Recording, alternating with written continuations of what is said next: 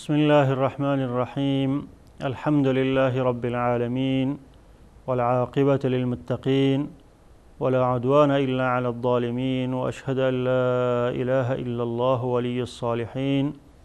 وأشهد أن محمدا إمام المتقين نبينا محمد وعلى آله وصحبه أجمعين. بینندگان محترم و معزز و مکرم، السلام علیکم و رحمت الله و برکاته. خدمت شما عزیزان هستم در قسمت 83 برنامه احکام فقهی در پرتو احادیث نبوی. در قسمت گذشته شروع کرده بودیم با بابی از ابواب نماز که او باب جمعه بود و در قسمت گذشته در مورد فضائل و برتری های روز جمعه و همچنین در مورد سنت ها و آداب روز جمعه خدمت شما بودم و این سنت ها و آداب را و فضائل روز جمعه را در روشنایی احادیث گهربار رسول اکرم صلی الله علیه و سلم خدمت شما تقدیم کردم. و در این قسمت هم در مورد فضیلت نماز جمعه و همچنین در مورد اینکه کسی که نماز جمعه را ترک میکند چه عقوبت رسول اکرم صلی الله علیه و سلم، چه جزا و سزای بر از او تعیین کرده، جزا و سزای از او چه خواهد بود. در این مسائل ان شاء الله تعالی در این قسمتی از برنامه این مسائل را در روشنایی احادیث رسول اکرم صلی الله علیه و سلم خدمت شما بیان خواهم کرد. نماز جمعه در احادیث آمده که نماز جمعه سبب بخشش گناهان است. وقتی که انسان نماز جمعه را با جماعت انسان مسلمان ادا میکند، این سبب میشد که الله متعال گناهان یک هفته از را و اضافه به او گناهان 3 روز دیگر یعنی گناهان 10 روز از را الله متعال ببخشد. و همچنین احادیث دیگری آمده که کسی که سبقت میجوید در رفتن به نماز جمعه برای از او فضیلت و برتری بیشتری است. کسی که در ساعت اول به مسجد می رود در روز جمعه و مثل کسی است که یک شتر را قربانی کرده باشد و کسی که در ساعت دوم مثل کسی که یک گاو را قربانی کرده باشد و به این شکل هر کس فضیلت و برتریش به اساس سبقتش برای ادای نماز جمعه است که هر قدر که انسان برای ادای نماز جمعه سبقت میکند در ساعتهای اول به مسجد حاضر میشد همه قدر ثواب و اجرش بیشتر است. امام ابو داود رحمت الله علیه از حضرت ابو هریره رضی الله عنه روایت میکنه که رسول اکرم صلی الله علیه و سلم فرمودند: من توضأ فاحسن الوضوء ثم اتى الجمعه فاستمع وانصت، کسی که وضو میکند و وضوی خود را به شکل کامل با مراعات شروط ارکان او را انجام میدهد، بعد از او برای ادای نماز جمعه به مسجد می آید و خطبه امام را با آرامی و با خاموشی گوش میکند، در وقت خطبه سخن نمیگوید، گپ نمیزند. غفر له ما بین الجمعه الى الجمعه و زیادت 3 ایام، گناهایی که در بین 2 جمعه این شخص انجام داده این بخشیده می شود و علاوه بر گناهان 3 روز دیگری از او هم بخشیده می شود، یعنی گناهان 10 روزی از این شخص بخشیده می شود و مورد عفو و مغفرت الله متعال قرار می گیرد. و من مس الحصى فقد لغى، و کسی که در وقت شنیدن خطبه در نماز جمعه با سنگریزه ها خود را مصروف می کند، با سنگریزه ها بازی می کند، او لغو کرده، او یک عمل لغو بیهوده را انجام داده. و کسی که عمل لغو بیهوده را در روز جمعه انجام می دهد، رسول اکرم صلی الله علیه و سلم میگوید که او جمعه برای از اون است، یعنی ثواب جمعه را درک نکرده یا ثواب شنیدن خطبه را درک نکرده. و همچنین در حدیث صحیح دیگری آمده که رسول اکرم صلی الله علیه و سلم فرمودند: الجمعه الى الجمعه کفاره ما بینهما ما لم تغش الکبائر، یک جمعه تا به جمعه دیگر، خواندن یک جمعه تا به جمعه دیگر سبب بخشش گناهایی است که انسان در مابین این 2 جمعه انجام میدهد. ما لم تغش الکبائر، تا مادامی که مرتکب این شخص مرتکب گناه کبیره نشود. از یک جمعه تا به جمعه دیگر اگر شخصی مرتکب گناه کبیره نمی شود و نماز جمعه را انجام می دهد، گناه صغیره که در بین این 2 جمعه انجام داده توسط خواندن نماز جمعه الله متعال گناههای از او را میبخشد و مورد عفو الله متعال قرار میگیرد. و در حدیثی که امام بخاری او را از حضرت ابو هریره رضی الله عنه روایت میکند آمده که رسول اکرم صلی الله علیه و سلم فرمودند من اغتسل یوم الجمعه غسل الجنابه ثم راح فكأنما قرب بدنه، کسی که در روز جمعه غسل جنابت را مانند غسل جنابت غسل انجام میدهد، یعنی غسل میکند مانند غسل جنابت. و غسل جنابت اوست که انسان اول باید وضو بکند، بعد از شستن فرج خود و پاک کردن نجاست ظاهری از بدن خود وضو بکند و بعد از او 3 بار در طرف راست خود آب بندازد و 3 بار طرف چپ خود و 1 بار در سر خود آب بندازد و سر خود را توسط دستها انگشتهای دست خود تدلیک کند بشقت. این را غسل جمعه گفته می شود. و رسول اکرم صلی الله علیه و سلم می فرماید که کسی که مانند غسل جمعه در روز جمعه غسل انجام بدهد و بعد از او برای ادای نماز جمعه در ساعت اول برود و سبقت بجوید، مانند کسی است که یک شتر را در راه الله متعال قربانی کرده باشد. و من راح فی الساعة الثانیة فکأنما قرب بقره، و کسی که بعد از او در ساعت دوم به مسجد می رود در روز جمعه مانند کسی است که یک گاو را در راه الله متعال قربانی کرده باشد. و من راح فی الساعة الثالثة فکأنما قرب کبشا اقرا، و کسی که در ساعت سوم به مسجد می رود برای ادای نماز جمعه او مانند کسی است که یک گوسفند شاخدار را قربانی کرده باشد. و من راح فی الساعة الرابعة فکأنما قرب دجاجه، و کسی که در ساعت چهارم در وقت چهارم به مسجد می رود در روز جمعه برای ادای نماز جمعه مانند کسی است که یک مرغ را در راه الله تعالی قربانی کرده باشد. و من راح فی الساعة الخامسة فکأنما قرب بیضه، و کسی که در روز جمعه در ساعت آخر در ساعت پنجم می رود برای ادای نماز جمعه مانند کسی که یک تخم را در راه الله متعال صدقه داده باشد. و ثواب هر کس به اساس سبقتی از اوست که هر کسی که سبقت می جوید در اول می رود همه قدر ثواب از او بیشتر است و کسی که بعد از او می رود ثواب از او بیشتر است. و ملائکه ها کتاب ها در دستشان در حدیث دیگر می نوشته می باشند تا که امام در منبر بالا شد و خطبه را شروع کرد. وقتی که امام در منبر بالا شد خطبه را شروع کرد، ملائکه هم کتاب‌های خود را بسته میکنند و به خاطر استماع خطبه می نشینند، دیگر نام کسی که بعد از او میاد نوشته نمیکنند. و در مورد اینکه نماز جمعه کسی که ترک میکنه نماز جمعه را رسول اکرم صلی الله علیه و سلم چه عقوبت و چه جزا و سزایی بر از او تعیین کرده. اولا در احادیث مطلقاً آمده که کسی که نماز جمعه را ترک میکند الله متعال در دل از او مهر میزند و او جمله غافلین نوشته می شود. و در احادیث هم آمده که مقید آمده که رسول اکرم صلی الله علیه و سلم فرمودند که کسی که 3 نماز جمعه را ترک میکند از روی تهاون و سستی و بدون عذر ترک میکند، او الله متعال بر دل از او مهر میزند و در روایت آمده که او از جمله غافلین می شود و در روایت دیگری آمده که او از جمله منافقین محسوب می گردد. امام مسلم رحمت الله علیه از صحابی جلیل القدر حضرت عبدالله بن عمر و همچنین از صحابی جلیل القدر دیگر ابو هریره رضی الله عنهما روایت میکند که ایشان فرمودند سمع النبی صلی الله علیه وسلم یقول علی اعواد منبره. حضرت ابن عمر و همچنین حضرت ابو هریره گفتند که ما رسول اکرم صلی الله علیه و سلم شنیدیم که بر بالای چوبهای منبر خود استاد بودند و این جملات را فرمودند. و اعواد منبر به این دلالت میکنه که رسول اکرم صلی الله علیه و سلم منبرشان از چوب بود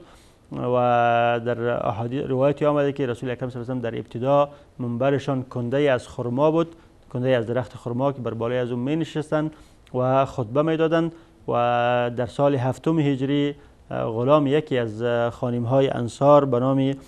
که نامش میمون بود برای رسول اکرم و نجار بود برای رسول اکرم صلی الله علیه و سلم منبری ساختند که 3 زینه داشت، 3 جای نشستن داشت، 3 زینه پایه داشت و بر بالای از اون نشسته خطبه میدادند. و وقتی که برای بار اول رسول اکرم صلی الله علیه و سلم بر بالای این منبر نشستند او منبر قبلیشان که از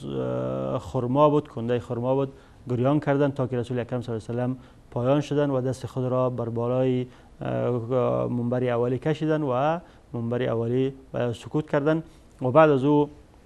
رسول اکرم صلی الله علیه و سلم تا آخر عمر بر بالای این منبر خطبه میدادند و این منبر در زمان حضرت معاویه رضی الله عنه وقتی که مروان ابن حکم والی مدینه بود تعداد نمازگزارها زیاد شد و مروان در این منبر 3 زینه دیگه اضافه کرد در آخرش، یعنی منبر رسول اکرم صلی الله علیه و سلم 3 زینه پایه بود، 3 جای نشستن داشت و 3 دیگه اضافه کرد که 6 تا شد تا که امام یا خطیب بالاتر بروه و همه مردم را ببینن و این منبر تا سال 654 در مسجد نبی اکرم صلی الله علیه و سلم بود و در سال 654 وقتی که حادثه در گرفتن مسجد رسول اکرم صلی الله علیه و سلم رخ داد و مسجد رسول اکرم صلی الله علیه و سلم در حادثه حریق یک قسمتی از مسجد رسول اکرم صلی الله علیه و سلم سوخت و در نتیجه این منبر هم سوخت در گرفت. و این صحابی جلیل قدر عبدالله بن عمر و همچنین ابو هریره رضی الله عنهما فرمودند که ما از رسول اکرم صلی الله علیه و سلم شنیدیم که ایشان در بالای منبر خود استاد بودند و چنین فرمودند که لینتهین اقوام عن ودعهم الجمعه والجماعات او لیختمن الله على قلوبهم ثم لیکونن من الغافلین. کسانی که جمعه را و نماز جمعه را و نماز جماعت را ترک میکنن از این کار خود باز بیستند، از ترک کردن نماز جمعه و از ترک کردن نماز جماعت باز بیستند. اگر باز نمیستند الله متعال بر دلهای از آنها مهر میزند و بعد از او آنها از جمله غافلین میگردند. و در این حدیث رسول اکرم صلی الله علیه و سلم قلب را، دل را با یک ظرف یا با یک چیزی تشبیه داده که وقتی که مهر زده شود داخلی از او هیچ چیزی داخل نمی شود. مثلا پاکت وقتی که مهر زده شود کسی او را باز کرده نمیتواند و داخل از او چیزی را داخل کرده نمیتواند. و همچنین یک ظرفی وقتی که دنی از او بسته شود برای از او مهر زده شود نه چیزی از او بیرون می شود و نه چیزی داخل از او داخل کرده می شود. و همچنین قلب وقتی که الله متعال بر او مهر بزند نه هیچ هدایت و حقی بر او داخل می شود و نه هیچ باطل و گمراهی از او بیرون می شود. در نتیجه این شخص از جمله غافلین میگردد، از جمله کسانی میگردد که غفلت میکنند، نه حق را قبول میکنند و نه از باطل باز میستند. و الله متعال این وعید شدید است که خداوند متعال ما و شما را از این وعید نجات بدهد و توفیق بدهد که ما و شما نماز جمعه را و نماز جماعت را ترک نکنیم تا که از جمله کسایی نباشیم که الله متعال دل ما را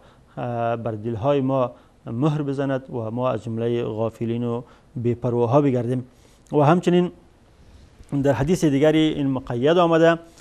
حدیثی که امام نسائی و امام ابن ماجه از عبدالله ابن عمر و همچنین از عبدالله ابن عباس و همچنین از حضرت سمره بن جندب روایت کردند که ایشان فرمودند که رسول اکرم صلی الله علیه و سلم چنین فرمودند من ترک الجمعه 3 مرات تهاونا بها طبع الله على قلبه. کسی که 3 جمعه را از خاطر بی‌پروایی ترک میکند روی کدام عذری نبوده ترکش بدون عذر و روی بی‌پروایی ترک میکند طبع الله على قلبه، الله متعال بر دل از او مهر میزند. و این حدیث هم احتمال ازی را دارد که مطلب رسول اکرم صلی الله علیه و سلم این باشد که 3 جمعه را پشت پشت ترک کند یا اینکه در عمر خود 3 جمعه را متفرقا هم ترک کند. نتیجه این است که اگر از روی بی‌پروایی بوده باشد بدون عذر بوده باشد نتیجه این است که الله متعال بر دل از او مهر میزند. امام عراقی و علمای دیگر در شرح این حدیث فرمودند که کسی که الله متعال بر دل از او مهر بزند او از جمله منافقین می باشد، چون الله متعال در وصف منافق می فرماید که فتبع الله علی قلوبهم، الله متعال بر دل منافقین مهر زده و کسی که بر دل از او مهر زده می شود الله متعال بر دل از او مهر می زند او منافق می باشد. و لذا در روایت امام طبرانی آمده که من ترک 3 جمعات من غیر عذر کتبه الله من المنافقین، کسی که 3 جمعه را بدون عذر ترک میکند الله متعال او را از جمله منافقین میشمارد و مینویسد و او شخص صفتی از صفات منافقین را در خود میگیرد و و اون شخص را منافق گفته می شود، کسی که 3 جمعه را پشت پشت بدون عذر و از روی سستی ترک میکند. و در روایت دیگری در ابن ماجه آمده که من غیر عذر، در بعضی روایات تهاونا آمده این از روی بی‌پروایی، و در بعضی روایات آمده که من غیر عذر که این ترک ازی بدون عذر بوده باشد. لذا احادیثی که قبلا ذکر کردیم که دو مطلق بوده و این احادیث مقید است و قاعده در نزد علما است که وقتی که احادیث مطلق و مقید ذکر شود، احادیث مطلق حمل بر بالای مقید می شود. پس به این معنی که کسی که اگر بروی عذر نماز جمعه را ترک کند این عقوبت بر بالای از او نیست، اما اگر بدون عذر بوده باشد عقوبتش این است که الله متعال بر دل از او مهر میزند، و عقوبت دیگرش این است که او از جمله غافلین می شود، و عقوبت دیگرش این است که او از جمله منافقین شمرده می شود. و بعد از دیدن یک میانه برنامه کوتاه دوباره خدمت شما عزیزان هستم با ادامه این مطلب با ما باشید.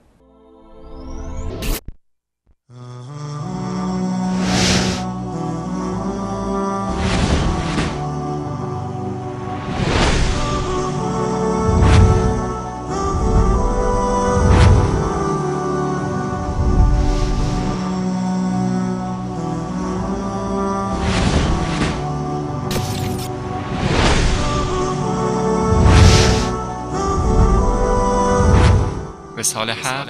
ارمغان همدلی و علم و دانش برخوردار شده اند بدانند که آیات الهی حق و راستین و از سوی پروردگار توست و بدین ترتیب به آن ایمان بیاورند و دلهایشان برایش نرم و خاشع شود و بیگمان الله مؤمنان را به راه راست هدایت می کند. بسم الله الرحمن الرحیم. با سلام مجدد هستم خدمت شما عزیزان. در مورد عقوبات یا سزاهایی که در حدیث گهربار رسول اکرم صلی الله علیه و سلم برای کسی که جمعه را بدون عذر ترک میکند، گفتیم اول عقوبت یا سزایی که برای از او بیان شده این است که الله متعال بر دل از او مهر میزند و او از جمله غافلین میگردد و در نتیجه قلبی از او نه حق را میپذیرد و نه از باطل باز میستد، و همچنین او از جمله منافقین شمرده می شود، کسی که 3 جمعه را بدون عذر و از روی تنبلی از روی سستی ترک میکند، از جمله منافقین شمرده می شود. و عقوبت دیگر هم در احادیث از رسول اکرم صلی الله علیه و بیان شده و او این است که رسول اکرم صلی الله علیه و قصد سوزاندن خانه کسانی را کردند که جمعه را ترک میکنند، همچنان که در احادیث دیگری آمده که رسول اکرم صلی الله علیه و قصد سوزاندن خانه کسانی را کرده که نماز جماعت را ترک میکردند. و در حدیثی آمده که رسول اکرم صلی الله علیه و فرمودند که ما قصد کردم که خانه کسانی را که به جمعه نمی آیند جمعه را ترک میکنند بر بالای از اونها بسوزانم. امام مسلم رحمت الله علیه از ابن مسعود رضی الله عنه روایت میکند که رسول اکرم صلی الله علیه و فرمودند لقد هممت ان آمر رجلا یصلی بالناس، ما قصد از این کردم که یک شخصی را امر کنم که نماز جمعه را برای مردم نماز بدهد، ثم انظر فاحرق على قوم بیوتهم لا یشهدون الجمعه، و بعد از او برم ببینم کسانی که در خانه خود نشستن برای ادای نماز جمعه آمدن، خانه های از اونها را بر بالای از اونها ما آتش بزنم. و همچنین عقوبت دیگری هم در حدیثی از رسول اکرم صلی الله علیه و آمده و او این است که رسول اکرم صلی الله علیه و فرمودند که کسی که نماز جمعه را ترک میکند سزایش این است که باید 1 دینار صدقه بدهد تا که جبرانی ترک نماز جمعه از او شود. و این مطلب در حدیثی که امام نسائی و او را از سمره بن جندب رضی الله عنه روایت میکند که رسول اکرم صلی الله علیه و فرمودند من ترک الجمعه متعمدا فلیتصدق بدینار، کسی که قصدا یک نماز جمعه را ترک میکند سزای و جزایش این است که باید 1 دینار صدقه بدهد تا که این گناهی از او توسط این صدقه بخشیده شود. فإن لم یجد فبنصف دینار، و اگر نتواند که 1 دینار صدقه بدهد این را نیابد، انسان تنگ دست بوده باشد، پس باید نیم دینار اقلا صدقه بدهد تا که این گناه از او توسط این کار نیک، توسط این صدقه بخشیده شود. این بود عقوبت و جزا و سزای کسی که نماز جمعه را بدون عذر و از روی تهاون و سستی و عمدن ترک میکند و الله متعال ما و شما را توفیق عنایت فرماید که از جمله این کسایی نباشیم که نماز جمعه را ترک میکنند و در نتیجه الله متعال بر دلهای از آنها مهر میزند و آنها از جمله غافلین میگردند و صفتی از صفات منافقین را در خود میگیرند. و در مورد حکم نماز جمعه که نماز جمعه چه حکم دارد، همه امت اسلامی، همه علماء اسلام به این اتفاق نظر دارند، مذاهب اربعه و دیگر علما همه به این اتفاق نظر دارند که نماز جمعه واجب و فرض عینی هست. نماز جمعه واجب و فرض عینی هست و اتفاق علما را و اجماع علما را امام ابن منذر و همچنین امام ابن العربی و ابن قدامه و امام خطابی و علمای دیگر، امام نووی نقل کردند، گفتند که علمای مذاهب اربعه همه به این اتفاق نظر دارند که نماز جمعه واجب و فرض عینی هست و در مورد شروطش اختلاف دارند که بنا به کدام شرطها واجب است. و دلیلش هم این آیه قرآن کریم است که یا ایها الذین آمنوا اذا نودی للصلاة من یوم الجمعة فاسعوا الی ذکر الله و ذروا البیع. ای مسلمان ها، وقتی که شما صدا زده می شود برای نماز جمعه، وقتی که صدای اذان را در روز جمعه میشنوید، شما همه کاروبار خود را، مبایعه و فروش و خرید خود را ترک کنید و به خاطر ادای نماز جمعه، به خاطر ذکر الله متعال به طرف مسجد بشتابید و به طرف مسجد بروید. در اینجا کلمه فسعوا الی ذکر الله امر است و امر دلالت به وجوب میکند، پس خواندن نماز جمعه واجب است و بعد از اذان حرام است که انسان مبایعه و خرید فروش بکند و واجب است که همه کارهای دنیای خود را ترک کند و به ادای نماز جمعه برای ذکر الله متعال به مسجد برود. در ضمن این آیت علما یک نکته ذکر میکنند که او این است که مفسرین میگن که در اینجا وقتی که الله متعال انسان را به نماز امر میکند، به ذکر خود امر میکند، میگه که فسعوا الی ذکر الله و سعی در زبان عربی گفته میشود رفتار زود را، یعنی شما در ذکر الله متعال، در ادای نماز و در ادای واجبات و در فعل خیر شما با آهستگی را نروید، بلکه زود را بروید، یعنی با عجله با سرعت انجام بدهید، یعنی سستی نکنید در ادای نماز و در ادای واجبات و در ادای افعال خیر. اما در آیه دیگر وقتی که ما را امر میکند به کسب رزق،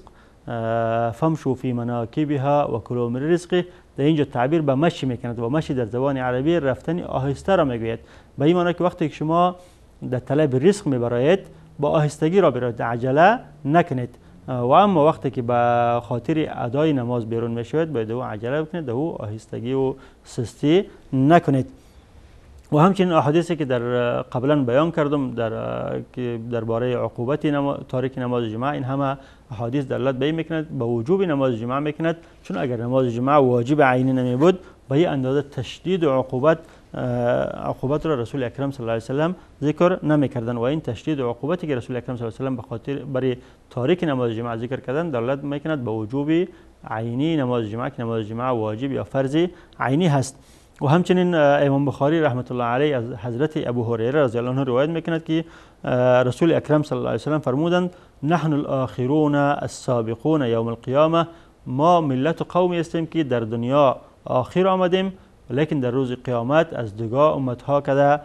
پیشتاب هستیم و سبقت میجوییم. بید انهم اوتوا الکتاب من قبلنا، غیر از اینکه آنها کسایی که قبل از ما بودن، قبل از ما کتاب داده شدن در دنیا، اما در آخرت ما از آنها سبقت میجوییم. بعد فرمودن ثم هذا یومهم الذی فرض الله تعالی علیهم واختلفوا فیه، این روز جمعه روزی بود که همچنانی که بر بالای ما فرض شده بر بالای امتهای سابقه هم فرض شده بود، لیکن آنها در این باره اختلاف کردند و این روز را به دست آورده نتانستند. فهدانا الله تعالی له، پس الله متعال ما را هدایت بخشید به این روز و ما تانستیم که این روز را نماز جمعه را در این روز بجا بیاریم و این روز را روز عید خود قرار بدهیم. فالناس لنا تبع فیه، و مردما در این روز تابع ما هستند، یعنی یهود و نصارا این روز را از آن خود کرده نتانستند، با وجودی که الله متعال این روز را بر بالای آنها فرض گردانیده بود. باز هم یکی از آنها یهود روز شنبه را اختیار کردند و نصارا روز یکشنبه را اختیار کردند و امت اسلامی را الله متعال به این روز ارشاد فرمود و این روز را برای خود اختیار کردند و نماز جمعه را در این روز ادا میکنند و اجتماعشون در این روز است و این روز را روز عید هفته برای خود قرار دادند. و همچنین در امام نسائی از ام المؤمنین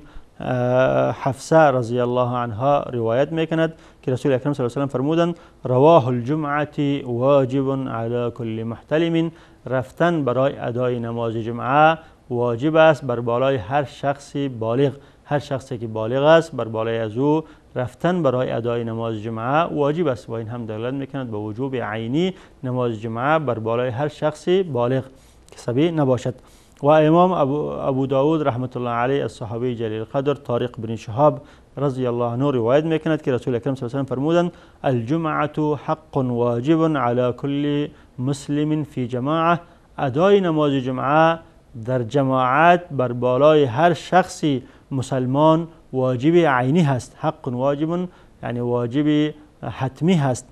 الا اربعه مگر بر بالای 4 شخص واجب نیست و آنها کی هستند؟ عبد مملوک، غلام مملوک، او امرأة زن، او صبی طفل، او مریض یا شخص مریض. یعنی غیر از 4 شخص دیگر بر بالای همه اشخاص نماز جمعه واجب حتمی هست و اون 4 شخص غلام هست و زن هست و طفل است و مریض هست و در روایت های دیگری مسافر هم آمده، همچنانه که مرض عذر است، سفر هم عذر است، بر بالای مسافر هم نماز جمعه واجب نیست. پس بر بالای غلام، بر بالای زن، بر بالای طفل، بر بالای مریض، بر بالای مسافر نماز جمعه واجب نیست. دیگر بر بالای همه مسلمان ها نماز جمعه واجب و فرض عینی هست که آنها نماز جمعه را با جماعت ادا کنند. بدون جماعت نماز جمعه ادا کرده نمی شود. الله متعال برای ما و شما توفیق عنایت فرماید که همچنانه که آداب و سنت های روز جمعه را بجا میاریم، نماز جمعه را هم با جماعت بجا بیاریم تا که از جمله غافلین نشویم، تا که الله متعال بر دلهای ما مهر نزند و تا که از جمله منافقین شمرده نشویم و این اجر و ثوابی که رسول اکرم صلی الله علیه و سلم برای کسی که ادای نماز جمعه را ادا میکند که مغفرت گناهان 10 روزه هست، این اجر و ثواب را از آن خود کنیم و تا با دیدار آینده با شما خدا حافظی میکنم و ادامه این مطلب را در قسمت آینده در روشنایی احادیث رسول اکرم صلی الله علیه و سلم خدمت شما بیان خواهم کرد. و السلام علیکم و رحمت الله و برکاته.